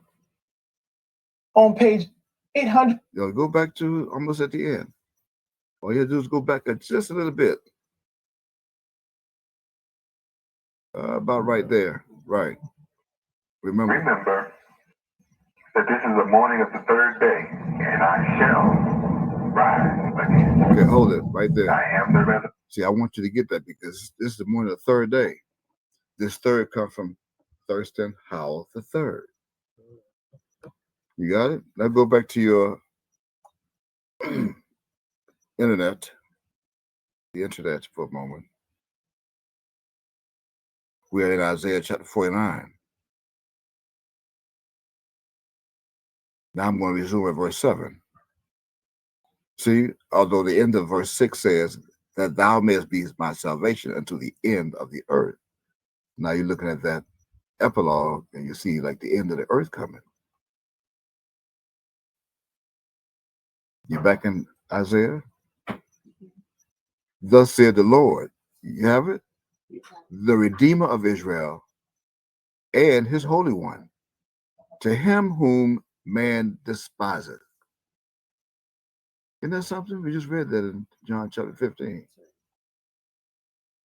To him whom the nation abhorreth, to a servant of rulers, kings shall see and arise. Princes also shall worship. Why? Because of the Lord that is faithful and the Holy One of Israel, and he shall choose thee. Verse 8.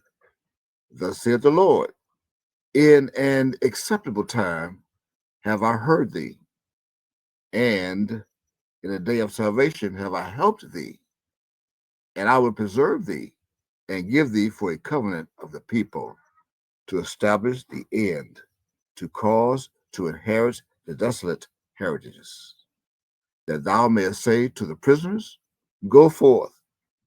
To them that are in darkness, shew thyselves. They shall feed in the ways, and their pasture shall be in all high places. Verse 10, finally, they shall not hunger nor thirst. See, thirst? Neither shall the heat nor sun smite them. For he that hath mercy on them shall lead them, even by the springs of water shall he guide them. Now you have thirst here. This thirst comes from H 6770. You can click on that if you want. H 6770.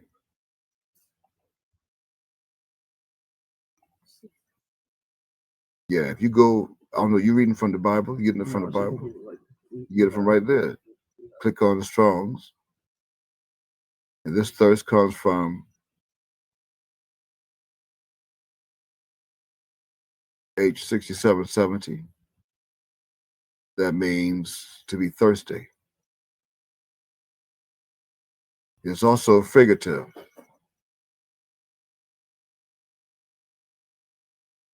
That you should not be thirsty. That's right. That's what it says.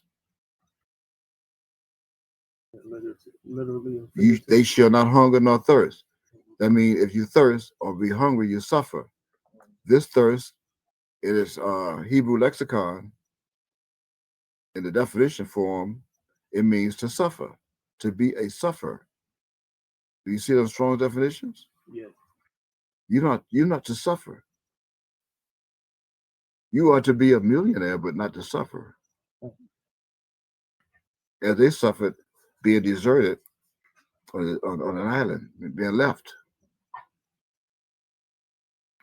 It also comes from, if you type in your Strong's box, H6772, it takes you to something else, H6772. It takes you to just the word thirst. Also means thirsty.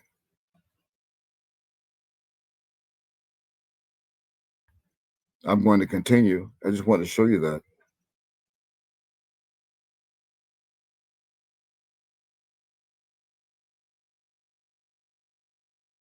I'm going to continue now in chapter 49 of Isaiah to verse 11. I'm going to read to verse 18. And I will make all my mountains a way, and my highways shall be exalted. You have it? Bring it back up. Okay.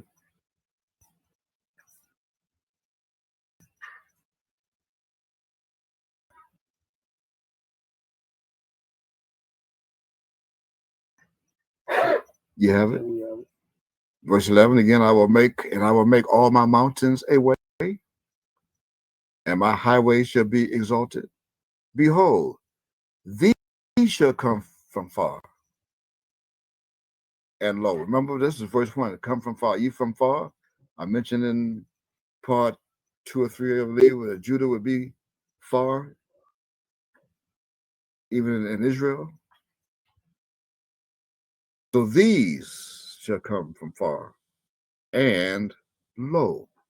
These from the north and from the west, and these from the land of Sinim. Verse 13.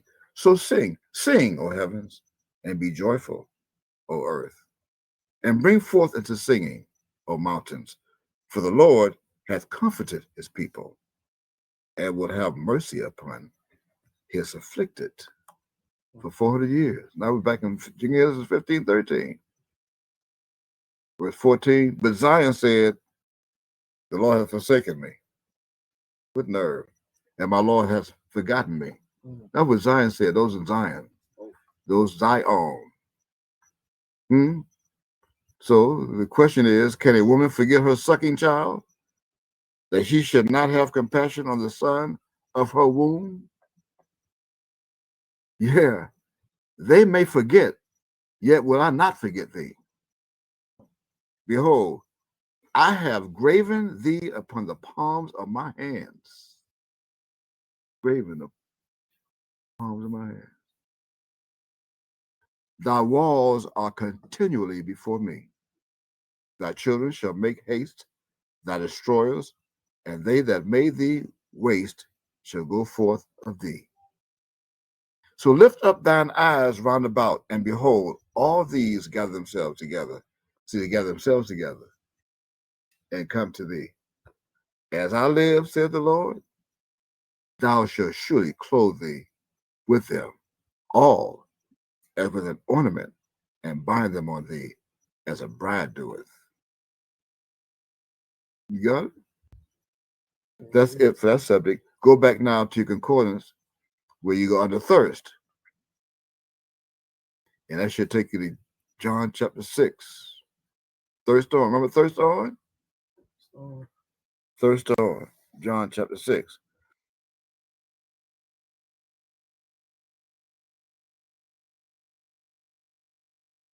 I'm going to read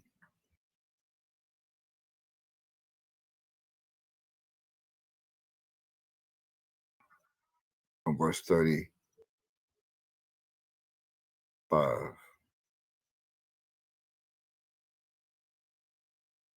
I'm going to actually, let's get the foundation.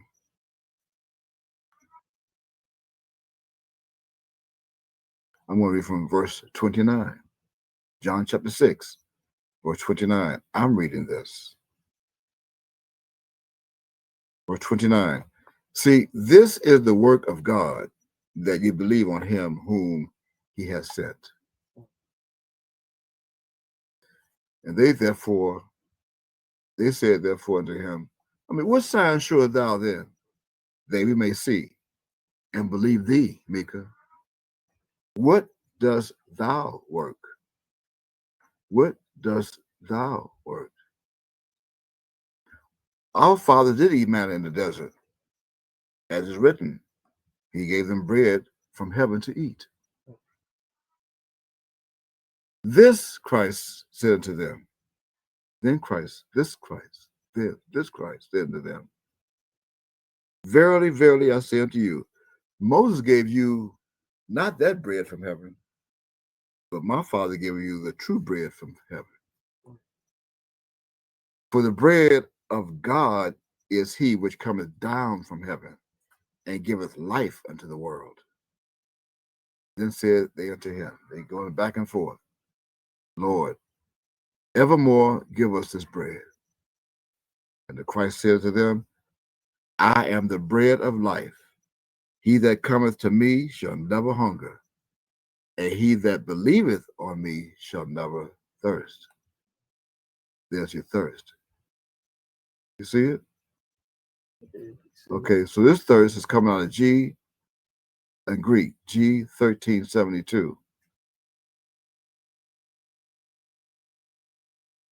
G1372. And this means in the Greek 1372, it's figuratively. That means those who are said to thirst, who painfully feel their want of and eagerly long for those things by which the soul is refreshed, supported, and strengthened. That's this thirst. They think it's water. Although they take you to the etymology and said water or thirst for water, but this thirst is the bread that your souls are getting now of nourishing and rejuvenating your souls. I'm going back to John chapter 6 as I continue now on verse 36. But I say unto you that ye also have seen me and believe not. All that the Father giveth me shall come to me, all. And him that cometh to me, I will in no wise cast out. For I came down from heaven not to do mine own will, but the will of him that sent me. Let's make that clear. But they cannot conceive that into their minds. They think I came to do my own will. Can you imagine? I repeat, I came down from heaven not to do mine own will, but the will of him that sent me. And this is the Father's will which has sent me, that of all which he hath given me, I should lose nothing, but should raise it up again at the last day, as it said in Genesis 49 and verses 1 and 2. And this is the will of him that sent me, that every one which seeth the Son and believeth on him may have everlasting life, and I will raise him up at the last day. You got it? Go back now to that YouTube epilogue for a moment.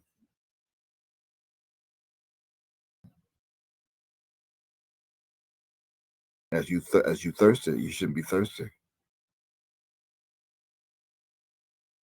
All families of the earth, be blessed. Genesis chapter 12. Go ahead, you can let it play. Third day, and I You should just let it play. rise again.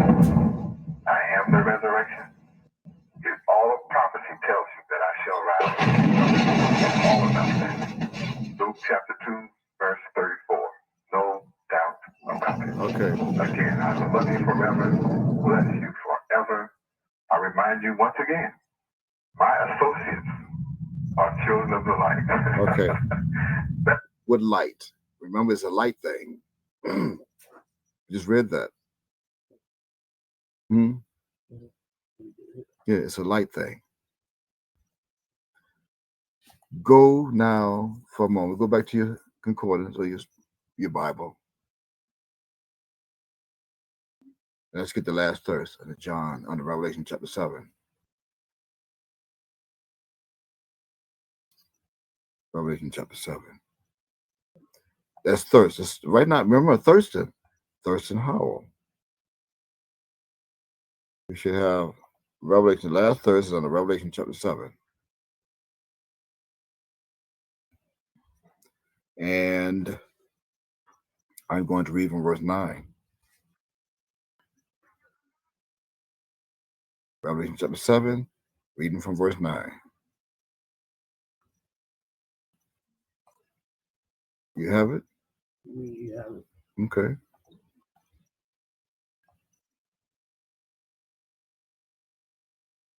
After this, I beheld, and lo, a great multitude, which no man could number, of all nations and kindreds and people and tongues, stood before the throne and before the Lamb, clothed with white robes and palms in their hands. You can't wear white robes. And cried with a loud voice, saying, Salvation to our God, which sitteth upon the throne, and unto the Lamb. And all the angels stood round about the throne, and about the elders and the four beasts, and fell before the throne on their faces, and worshipped God, saying, Amen. Blessing and glory and wisdom and thanksgiving and honor and power and might be unto our God forever and ever. Amen. And one of the elders answered, saying unto me, what are these which are arrayed in white robes? Why are they wearing white robes? And whence came they? And I said unto him, Sir, thou knowest. And he said to me,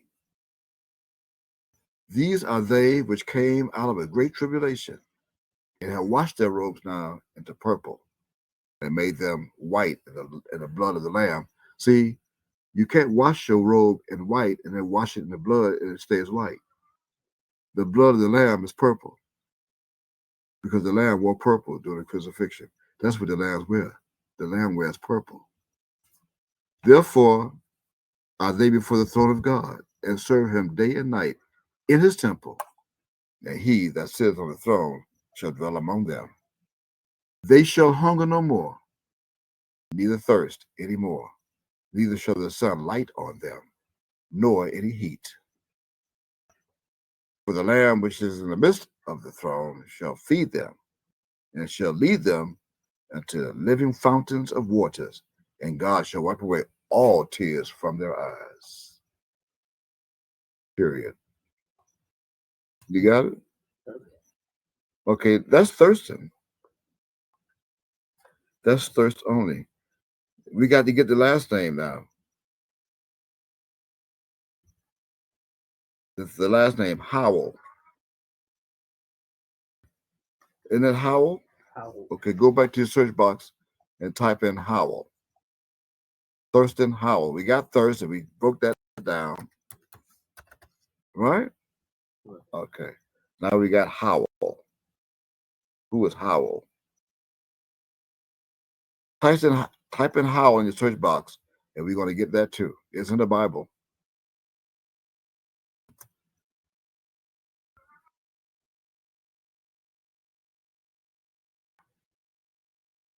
You got it? What scripture, what chapter? Occurs 0 times. Now, we're not going to go through that again now. If I say it's in there, it's in there. If I say Howell is in the Bible, it's in the Bible. You just have to put it in there. So go back to your search box. You got Howell. Now separate the W from the E and make it a W. I mean, double the W. I mean, what you should type in now is Howell.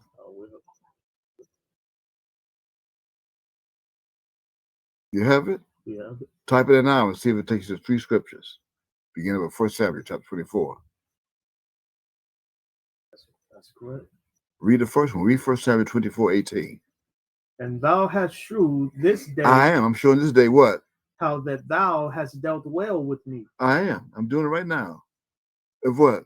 For as much as when the Lord hath delivered me into thine hand, thou killest me not. See how you're going to say everlasting life.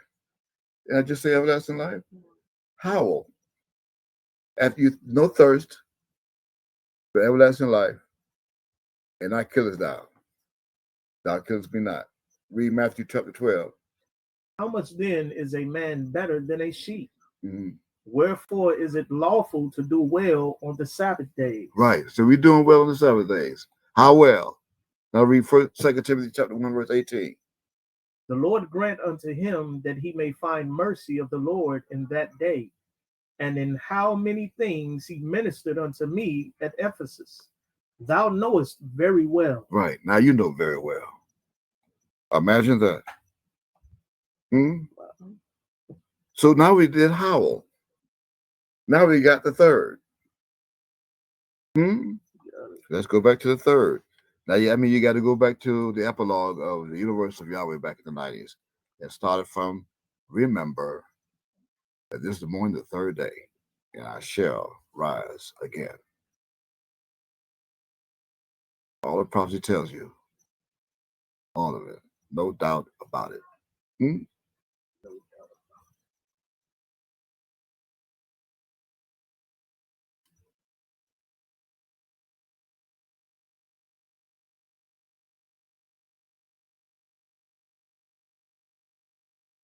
Prophecy tells you that I shall rise. You gotta remember the beginning.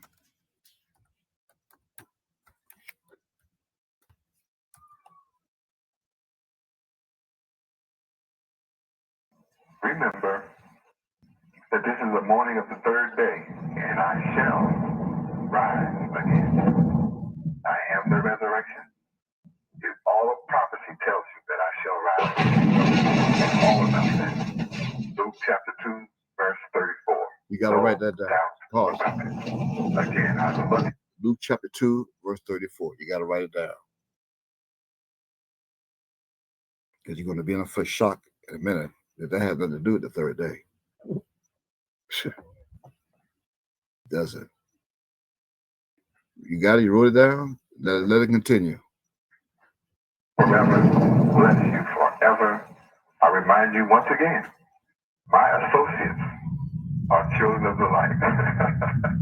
That just brings laughter to my heart, to my soul, to realize that at last, I have those of you that love peace. And I only want to be in the presence of those of you that love peace. I love you forever. Shalom Aleichem. Okay, stop that. Now go back to the theme of Gilligan's Island. And we got Thurston Howell the third. Right? Now we're on the third day. When you get it, play it and pause it and go back to your internet. Just sit right back and you'll hear a tale of a fateful trip that started from this tropic port aboard this tiny ship. The mate was a mighty sailing man, the skipper brave and sure. 5 passengers set sail that day for a 3-hour tour. A 3-hour tour. 3 hours. It's a 3-hour tour. Almost like 300 years of slavery before 1865. That'll play on until we get to the featured couple.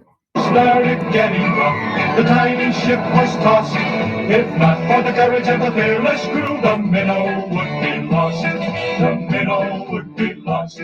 The ship's aground on the shore of this uncharted desert island, with Gilligan, the skipper too, a millionaire and his wife. Okay, now go back to your internet.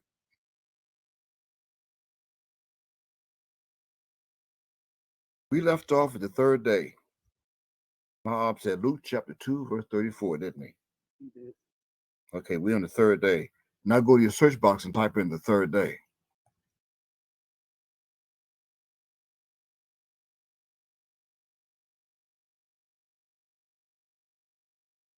And the third day that we want, the first set of third days.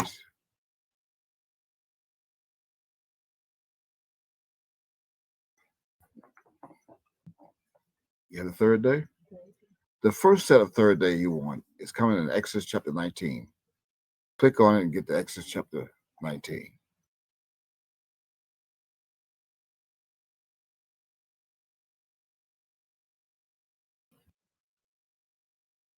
Because now you're preparing to leave. We got to get off this island. We have to read verse 11. You have to get off this island. Now get ready. And be ready against the third day. Then I'll say, I shall rise on the third day. No, this is the morning of the third day, and I shall rise again. That I is one. One shall rise again. Read it again. And be ready against the third day. For the third day of the Lord, for the third day the Lord will come down in the sight of all the people upon Mount Sinai. Verse 15. And he said unto the people, be ready against the third day. Come not at your wives. 16.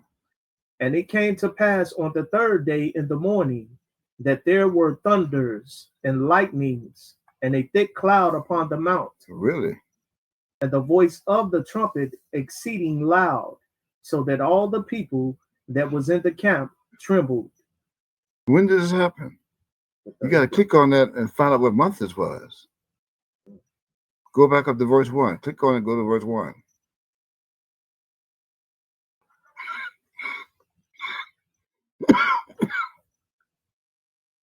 In the third month, The third month. in the third month, Go ahead. What? when the children of Israel were going forth out of the land of Egypt, the same day came they into the wilderness. So we got the third day and the third month.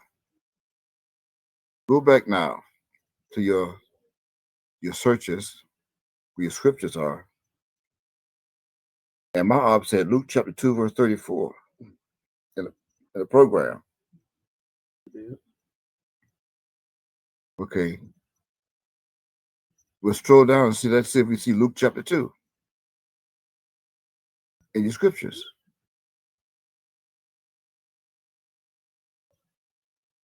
You do not.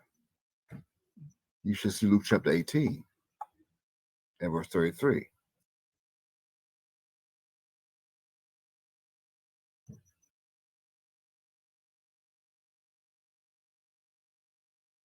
See, Hmm? yeah. Read it. Luke chapter 18, verse 33, as in the third book of the Old Testament, of the whole Bible. And they shall scourge him and put him to death. At the third day he shall rise again. And the third day he shall arise again. He shall rise again. That what it said? Read chapter 24, verse 7. Saying, the Son of Man must be delivered into the hands of sinful men and be crucified. At the third day rise again. That's Luke chapter 24. 24. No, Luke chapter 2. Maybe you have to go to the Bible and go to Luke chapter 2, and let's see what verse 34 says. As my aunt said, no doubt about it. Luke chapter 2 and verse 34. You're gonna be shocked to find out how this is connected to calling me from the bowels of the woman that he made mention of my name. And Simeon blessed them and said unto Mary his mother, Who blessed him? Simeon. Do you know what Simeon is? It's in Genesis chapter 49. One of the sons of Jacob. Isn't that right? That's right. So what happened, Simeon? How did we come about this? Go ahead. What? Wait.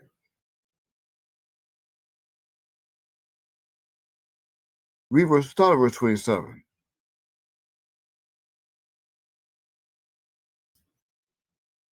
And he came by the Spirit into the temple.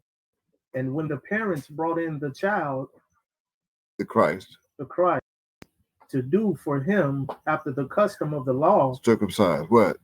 then took he him up in his arms and blessed God and said, Wait. How could he take the babe up his arms and bless God? That must mean the babe that was his arms was God.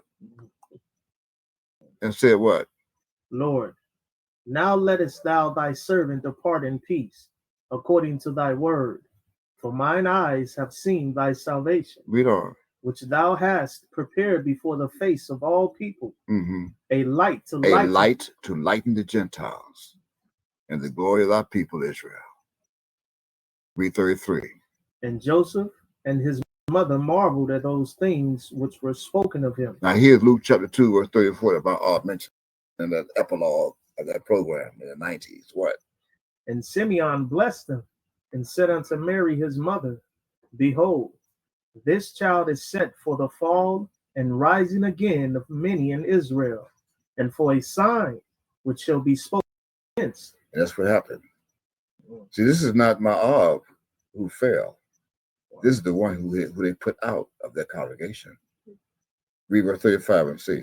Yea, a sword shall pierce through thy own soul also, Right. that the thoughts of many hearts may be revealed. Right. That's exactly what's happening. Read verse 36. And there was one Anna, a prophetess. Really? What'd she do? The daughter of Phanuel of the tribe of Asher. She was of a great age. About how old? And had lived with an husband. How many years? 7 years from her virginity. Wow. And 37. And she was a widow of about 84 years, Mhm. which departed not from the temple, That's served, 84 years. but served God with fastings and prayers night and day. So now you see that this Luke chapter 2 and verse 34, the program of that epilogue is a supplement to Isaiah chapter 49 and verse 6. Let's go back to Isaiah chapter 49 and read verse 6. I'm going to read verse 6. Isaiah chapter 49 and verse 6.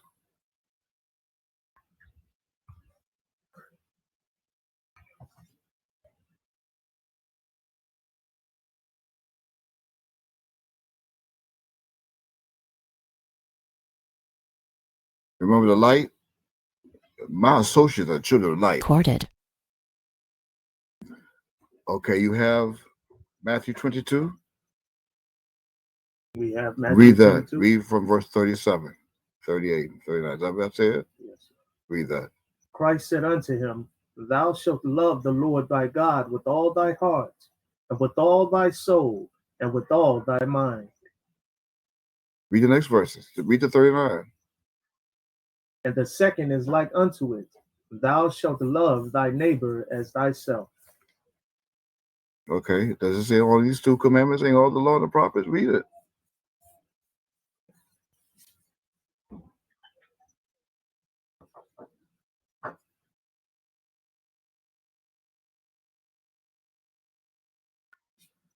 It should be right there.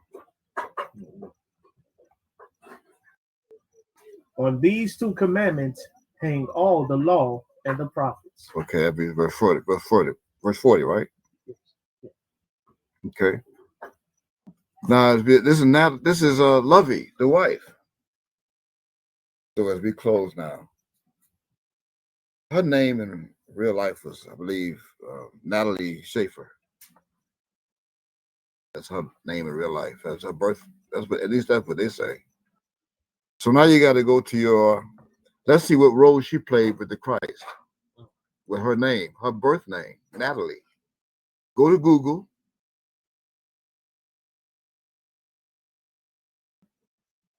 And this is why we saved her last. The first shall be last, and the last first. So she's last. Why? Because she brought out the first. Her name is responsible for the reason why we did this tabernacle and revealed that the Christ was born in September and not December 21st to 25th. The birth of Christ was in September and not December 25th, that they also call Christmas. And out of all the characters, of all seven, Natalie is a very important role, although Mary was the most powerful. But Natalie is the reason for the season. You got Google? Type in the search box under Google, Natalie meaning in the Bible. Natalie, N-A-T-A-L-I-E, N-A-T-A-L-I-E, meaning in the Bible, and see what you come up with.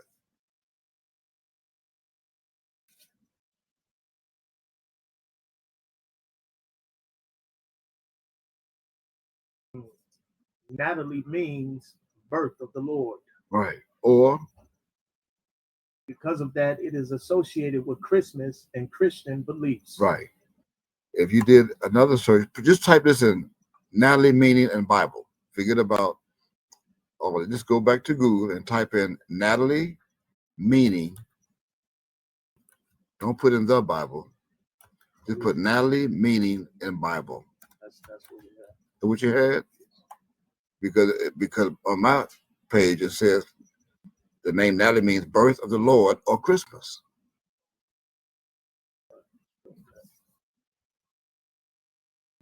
That's what I have. It should have been to the top before you get to that.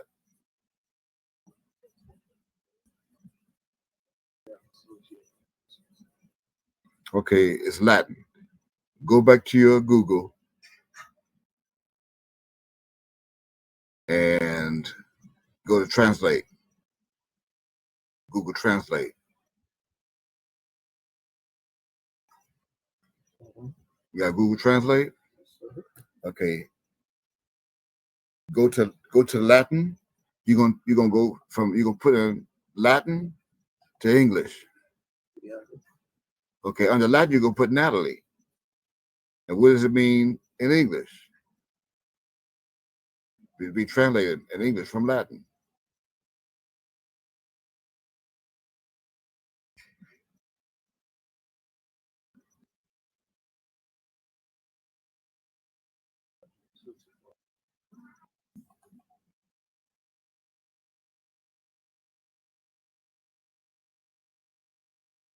We'll take it to you. Got it yet?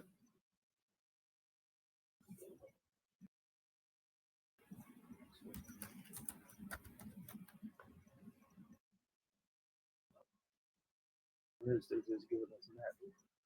You have Latin on one side Yes. and English on the other side. They translate it from. Translate from. Latin to English. Mm-hmm. See it. Well, I have Natalie, and under Latin, and under English, I have at birth. You don't have that. I mean, they can do that on their own. I mean, that's what I have. The laptop, my laptop has allowed me to do that. Must be a different format on this smart TV. Now, that's not so smart. Go back now to YouTube, and let's just close this out with the closing theme. Now that they're still stranded, we're not. I just took you away from them.